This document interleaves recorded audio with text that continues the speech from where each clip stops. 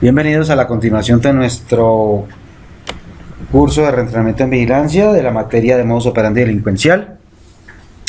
Hoy vamos a continuar tratando sobre el tema y pues inicialmente vamos a hablar de lo que son los componentes del modus operandi delincuencial. Aquí conocemos como los componentes, son como los elementos que vamos a estudiar en un delito. Estos son 8, vamos a nombrarlos inicialmente y después vamos a entrar a hablar de ellos en forma un poco más detallada. Los componentes del modus operandi delincuencial son el lugar, inicialmente, el acceso, las herramientas usadas, el botín, el tiempo, el estilo, los cómplices y finalmente la forma de escape. Comencemos hablando por el lugar. Cuando hablamos del lugar, estamos hablando del lugar en donde se cometió el delito, básicamente la escena del crimen. Para nosotros como guarda de seguridad es fundamental conocer el lugar en donde se desarrolla el delito, puesto que de esa forma vamos a saber a qué tipo de delito nos vamos a enfrentar cuando estamos protegiendo un puesto. Es muy importante tener en cuenta también a nivel personal que a donde quiera que nos desplacemos, a los lugares donde nos desplacemos, vamos a encontrar una serie de delitos muy puntuales allí. Quizá muchos delitos se pueden llevar a cabo en cualquier parte, pero hay otros que son muy puntuales, el modus operandi es muy puntual, y esa es la invitación de mi parte para que estudiemos el modus operandi de los delitos y particularmente la parte del lugar donde se cometen. El segundo componente del modus operandi es el acceso. Estamos hablando de por dónde fue que ingresaron los delincuentes, cuál fue el acceso que tuvieron, por dónde hicieron esa manifestación de entrada a la instalación. Si estamos hablando de la calle, pues es el sector por el cual te van a llegar. Generalmente el delincuente tratará de llegarte por un ángulo muerto de tu visión, en donde tú no puedas controlar el acceso hacia ti. También es muy importante dentro del acceso al modus operandi, puesto que el delincuente siempre va a accedernos de la misma forma. Las variaciones, digamos, que pueden ser grandes o pequeñas, dependiendo de el delincuente, dependiendo de a qué se ha enfrentado previamente, pero fundamentalmente esto nos va a ayudar a conocer cuáles pueden ser las vulnerabilidades de nuestra instalación y asimismo impedirle al delincuente el ingreso por esos accesos.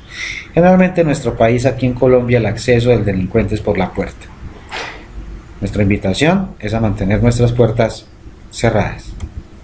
El siguiente componente son las herramientas usadas, fundamental en el desarrollo del modus operandi del delincuente.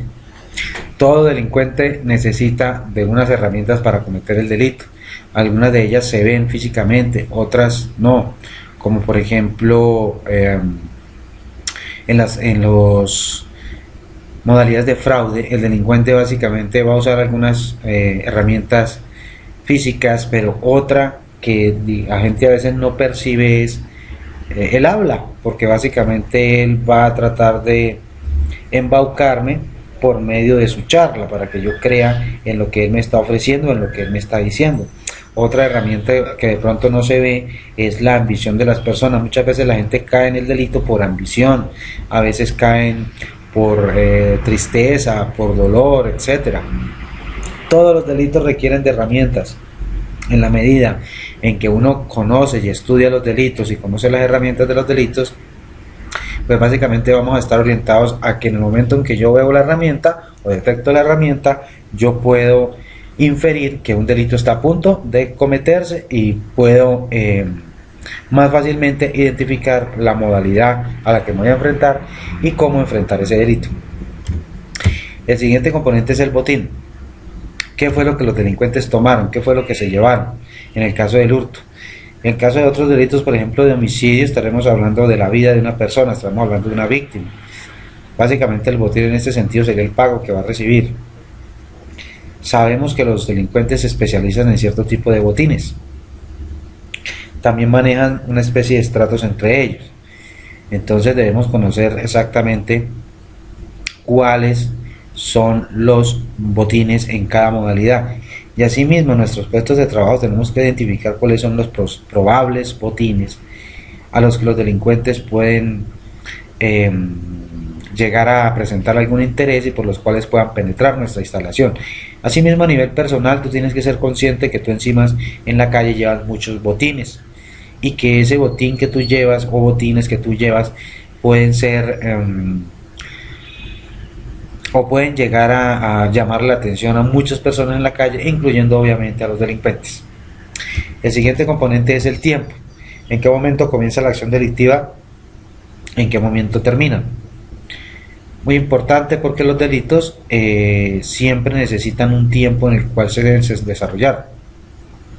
Algún tipo de delitos, por ejemplo, se pueden llevar a cabo de día más no de noche. Ejemplo, un asalto a un banco en la modalidad taquillazo solamente se puede realizar en el momento en que los bancos están abiertos.